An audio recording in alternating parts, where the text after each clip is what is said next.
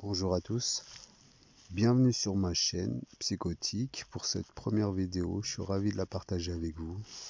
Alors là, pour mettre un peu donc le contexte de cette petite séquence vidéo, c'est un débat entre trois interlocuteurs. Donc là, on va pas vraiment s'attacher à ce qu'ils racontent. Bon, pour le coup, je pense que tout le monde a compris qu'ils racontaient tous de la merde. Mais on va plus s'attacher en fin de compte au langage du corps et à quelque chose en particulier, un concept qui a été longtemps décrié, reconnu, traîné dans la boue, enfin bref, on lui a tout fait, qui est le concept du mal alpha, ou mal dominant, ou, enfin voilà. Et en opposition, pardon, bien sûr, le mal bêta. Alors pour faire un rapide résumé de l'histoire, pour ceux qui ne savent pas encore, en gros, il y aurait dans la nature ce qu'on a observé. Ouais, je crois que c'est chez les loups en premier, enfin chez les primates aussi d'ailleurs. Enfin bref, chez les animaux, on a observé voilà des mâles qui étaient dits qui étaient perçus par les autres comme dominants dans le sens où ils avaient accès à la meilleure nourriture, aux meilleures femelles. Chez les loups, je crois même que c'est seuls les mâles dominants qui peuvent s'accoupler avec les femelles. Enfin bref, en gros, c'est les rois quoi. Et on s'est longtemps demandé si c'était reproductible chez l'être humain. Et on part beaucoup du principe que l'être humain, voilà, il a vraiment s'est sociabilisé, il a un peu oublié tout ça, malgré qu'il y a dans la tête, dans le cerveau, les scientifiques ont vu qu'il y avait une zone qui s'appelait le cerveau reptilien, qui était un peu la mémoire, l'empreinte de notre passé un peu animal. Donc voilà, pour faire simple, qu'est-ce que le concept du mal alpha? Donc là, en fait, c'est une vidéo très courte, j'espère qu'elle va pas sauter d'ailleurs à cause des droits d'auteur, mais bon, nick, qui décrit assez bien, moi je trouve, bon, on va la regarder ensemble, qui décrit assez bien le concept du mal alpha, avec le Renoir d'un côté, donc en position de mal alpha, et les deux, donc le blanc, voilà, on va appeler un chat, et l'arabe avec les lunettes. Je connais pas leur nom, je suis désolé, donc voilà. Ok, bah c'est parti pour la vidéo. Soit on défend un principe toujours et partout, soit on le défend nulle part. Mais instrumentaliser des petits faits comme ça pour les monter en épingle et se draper des oripeaux de l'antiracisme et surtout alors, en faire une instrumentalisation politique, je suis contre. Non, on fait réagir maintenant, Rost. Non, mais je sais pas s'il veut faire des monologues. Je vous ai laissé parler une heure, arrêtez, continuez. Je crois que les gens ne comprennent pas ce qui se passe. Et ce qui est drôle, c'est ceux qui ne subissent pas les choses, qui l'ouvrent à chaque fois. Il y a un moment, on dit stop, ça suffit. Voilà, il faut être ferme désormais. Ce qui s'est passé, vous savez que... Voilà. Voilà une image, mais qui parle d'elle-même finalement, et qui est assez criante dans le sens où elle peut théoriser, elle peut conceptualiser.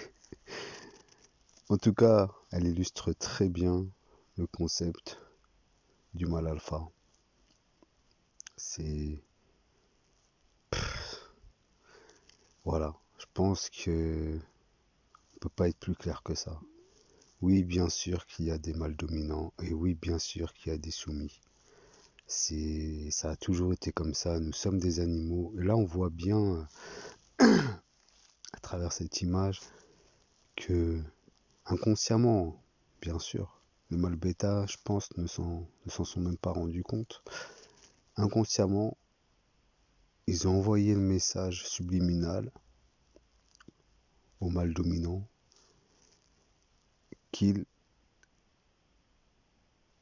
pas qu'ils coopéraient, je pense que c'est plus loin que de la coopération, c'est de la soumission, une forme de soumission. Les yeux sont bien vers le bas. On peut voir aussi que lui de son côté, je sais plus comment il s'appelle, Rost, a le regard bien tendu, bien droit, Je sais pas lequel il regarde d'ailleurs. Mais en tout cas, il les prend tous les deux, apparemment. Et enfin voilà, cette image, elle est criante, elle est frappante. Je pense qu'elle vaut mieux que 1000 discours. Et si on peut un peu, bon, je vais pas parler 3 ans, mais si on peut un peu, comment je pourrais dire ça, développer, en sortant un peu de cette image, c'est vrai que dans la société, euh, je veux dire l'homme blanc, donc là je le connais pas du tout, hein, mais cet homme blanc là, bon, la quarantaine, peut-être un peu plus, il a un bon emploi, il est bien exposé, je veux dire, il fait pas partie de la population qui devrait, d'une manière générale, baisser les yeux devant qui que ce soit. Dans le sens où il a la légitimité pardon, de sa race. Voilà, c'est un blanc bien établi, journaliste. Je veux dire, il n'a aucun souci. Normalement, ça devrait être lui le dominant.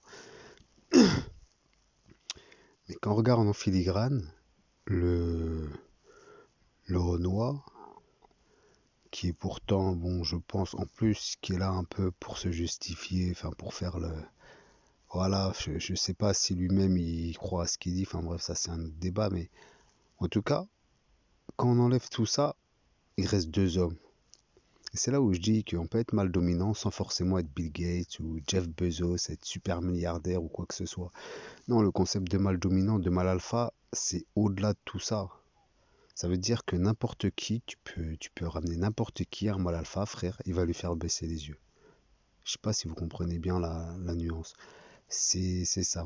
Alors bien sûr, il y a plus de mal alpha qui sont riches, énormément riches, et qui font baisser les yeux aux autres, du coup. Ça, c'est vrai que c'est un fait. Et qui sont pas forcément, voilà, on va dire, dominants dans le sens physique du terme, par leur musculature ou quoi, qui ont réussi à imposer le respect et la soumission plus par rapport à leur statut social. Alors ça, pour moi, je dirais que c'est pas vraiment des mal alpha en fait. Je dirais que c'est des mal alpha. Faudrait que j'invente un mot pour ça, mais par procuration, voilà. Ça sera ça le terme, par procuration. Ça veut dire qu'ils ont dû utiliser un subterfuge en fin de compte pour arriver au statut réel enfin, en tout cas dans la position de celui qui peut se permettre d'être dominant face à un groupe de dominés. Donc voilà. Le vrai mal alpha, en règle générale, il peut être là au milieu de sa jungle, il peut être là au milieu de... Enfin, je veux dire, ça peut être n'importe qui, n'importe où, n'importe quel endroit. Ça n'a absolument aucun rapport avec sa condition sociale. C'est juste un homme qui est là, en fait. Qui est là et qui vous domine. Qui vous domine par... inconsciemment d'ailleurs, c'est ça, je dirais même, qui est assez flippant, hein. C'est que tout ça est très inconscient. Là, par exemple, là, je sais pas si les gens réellement auraient pu se rendre compte si j'avais pas fait ce petit, voilà, ce petit arrêt sur image et tout ça. Je sais pas si réellement ils auraient analysé tout ça. C'est vrai que comme ça, c'est vrai que ça saute pas aux yeux. Mais dites-vous bien que quand on réfléchit, quand là, sur les 10 secondes d'image, déjà, j'ai pu développer tout ça. Alors vous imaginez bien, sur une journée, toutes les milliards d'informations que les gens peuvent laisser échapper en fait. Et si vous êtes un peu, voilà, un peu analyseur, pardon, enfin, si vous essayez un peu de voir autour de vous ce qui se passe, comment les gens fonctionnent, leur body language, tout ça, vous pouvez déceler énormément de choses sur les gens. Les gens sont vraiment, on peut les lire comme des livres ouverts. Ils se protègent pas, ils ont pas conscience que chaque parole, chaque mot, chaque geste que tu fais doit être éminemment contrôlé. On l'enseigne pas, c'est quelque chose, surtout en France, c'est voilà, je sais pas pourquoi. Plus aux États-Unis déjà, où il y a très jeune, très tôt, on apprend aux gens, voilà, à avoir certaine forme de tenue. Pour les patrons, pareil. Ça rentre dans la formation des patrons. Enfin, il y a beaucoup de choses où, bon, de toute façon, les États-Unis ils ont toujours été en avance, mais c'est vrai que, bon, bref, je sais même pas pourquoi j'ai digressé sur ça. Toujours est-il que, voilà. qui l'ouvre à chaque fois. Il y a un moment, on dit stop, ça suffit. Voilà, il faut être ferme désormais. Ce qui s'est passé, vous savez que dans les... vous savez quelle langue on est obligé de parler lorsqu'on doit arbitrer un match international? C'est l'anglais. C'est obligatoire pour tout le monde. C'est justement pour éviter ce genre de choses qu'on doit parler anglais. Cet homme, ce qu'il a sorti, que ça soit vu de telle ou telle manière par les uns ou les autres, vous savez que dans les... vous savez quelle langue on est obligé de parler lorsqu'on doit arbitrer un match international? C'est l'anglais. C'est obligatoire pour tout le monde. C'est justement pour éviter ce genre de choses. Donc là, encore une fois, je mets stop parce qu'il y a une séquence qui fait suite à la séquence déjà très très criante et très très frappante qu'on vient de regarder et que je viens de décrypter. Donc cette séquence, en fait, elle est tout aussi parlante dans le sens où elle en dit beaucoup sur le comportement et du soumis et du bêta, donc en l'occurrence, et du dominant, du moins vu comme dominant dans cette situation. Donc en fait, là on voit Rost, je sais pas trop comment on dit, il m'excusera. Donc en gros là, on voit clairement que inconsciemment, ou peut-être même consciemment du coup, je pense que ça doit être conscient, parce qu'il ne doit pas être à sa première soumission, donc il doit connaître un minimum tous ces jeux de domination. Je pense qu'il en use, qu'il en use et qu'il en renuse. Je ne sais pas si ça se dit qu'il en renuse. Enfin bref, vous m'avez compris. Je pense qu'il s'en donne à cœur joie.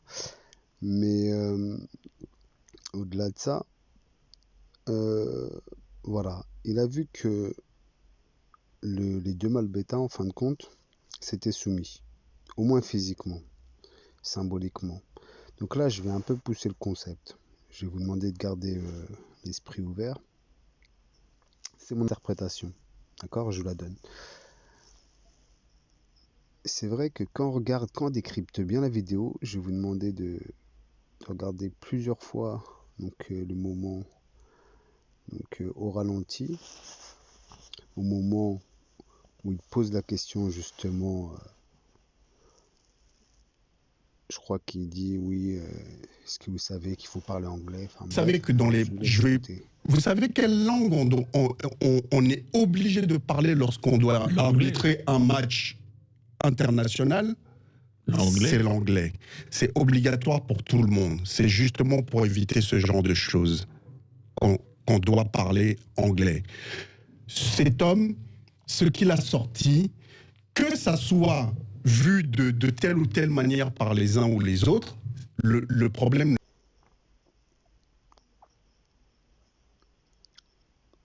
Voilà. Donc en fait là, conscient qu'ils se sont soumis, il va passer dans une deuxième phase qui, je pense, dont il est un peu moins conscient, mais qui est tout aussi frappante et importante. Cette phase-là, elle signifie, en gros, est-ce que j'ai ou non la validation, ou je peux avoir une validation verbale carrément de cette soumission. Et là, il va faire quoi pour avoir cette validation verbale, cette fois-ci, de cette soumission? Il va poser une question, en gros. Donc, une question somme toute assez banale, voilà. Une question à la con, disons-le franchement. Mais regardez bien la réaction du journaliste. On voit bien que elle, en tant que soumis, il est là et il cherche quelque chose. Il scrute du regard, il lâche pas du regard le mâle dominant.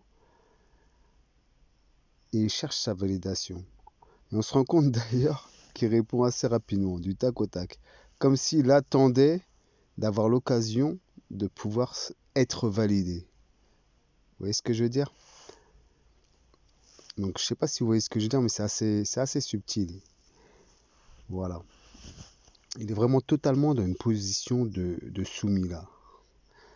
Et dès que l'alpha, bien sûr, fort de son fait, lui tend un piège, il fonce dedans la tête baissée. Dans le sens où il est là. Oui, monsieur, je sais, monsieur. Genre, vous voyez ce que je veux dire? Il y a l'enfant et le professeur. Genre, le dominant pose une question. Enfin bref, c'est horrible. Et c'est vrai que quand on instaure ce système de je pose une question, tu dois répondre, donc, directement vous êtes mis. D'ailleurs, ça, il y en a. Enfin, c'est vrai que généralement, quand on regarde un peu la télé, il y a souvent ce jeu où il y en a toujours un qui cherche à se mettre au-dessus, voilà, symboliquement, par la rhétorique ou par la dialectique. Et c'est vrai que c'est très finement joué parce que ça met tout de suite la personne dans un état inférieur en fin de compte, dans un état d'élève, dans un état d'enfant, quoi. Ça l'infantilise pour être plus simple. C'est vrai que généralement les gens évitent ce genre de piège, mais lui, bon, en tant que bon bêta, j'ai envie de dire, pour le coup, il a été vraiment bêta, il a foncé droit dans le mur. Et voilà. Donc, voilà ce qu'on peut un peu dire. Donc, je pense qu'on a un peu fait le tour. D'ailleurs, quand vous regardez bien le mal alpha, après il jubile. Parce que quand vous regardez la suite de la vidéo, hop, vous voyez sa main? Il fait un geste comme ça avec le plat de sa main, du haut vers le bas. Genre, ok, c'est bon mon petit, j'ai vu que tu étais un bon élève. Il a remis vers le bas comme ça, d'un geste ferme. Du genre maintenant, ferme ta gueule et laisse-moi terminer. Vous voyez ce que je veux dire? Et le bêta se tait illico. D'accord? Donc là, on a vraiment trois phases. La première phase où il met un coup de pression, les mâles bêta baissent les yeux. La deuxième phase où il redemande confirmation de la soumission, donc par la parole, en posant une question à la con. Le mâle bêta s'exécute. Et là, derrière, il regifle une dernière fois en disant ok, c'est bien, maintenant tu m'écoutes. Vous voyez ce que je veux dire? Donc ça, après, ça peut être, je pense, ça peut être interprété comme ça. Je dis pas que j'ai raison, je dis pas que je détiens la vérité, mais enfin voilà.